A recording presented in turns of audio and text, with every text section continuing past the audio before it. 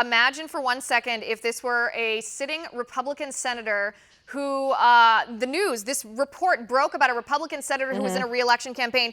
It would be all over the place. Yet this story you barely hear. That's why we're covering it tonight.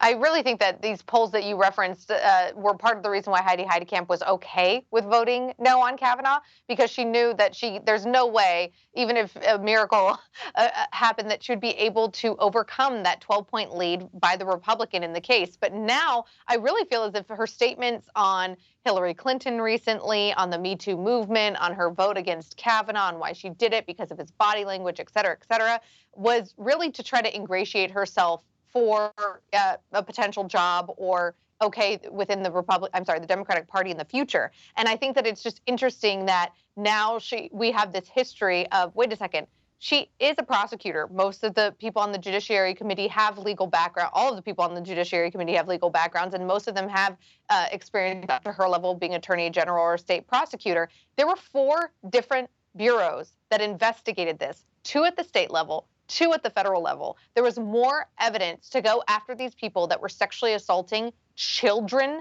at this Native American school than there has ever been any evidence against, now, thank God, Supreme Court Associate Justice Brett Kavanaugh.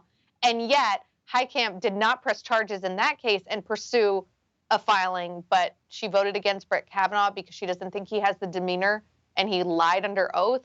There's just too many things to talk about. Well, that brings me back to my original question. I mean, the Me Too movement, when it first began, I think all of us, Republicans and Democrats, all of us in this country were like, good, it's about time women who are abused by powerful men can come forward without fearing retaliation. That's a good thing, a step forward in our nation. Yet, as the movement progressed and as Democrats kind of claimed it as their own, I think a lot of us became skeptical because Democrats seemed to be using those allegations as political weapons instead of unifying against the abusers, as human beings instead of as political beings. And I worry that the entire movement, this entire idea that women who have truly been abused by powerful men can come forward without retaliation, that it's been killed by Democrats like Heidi Heitkamp.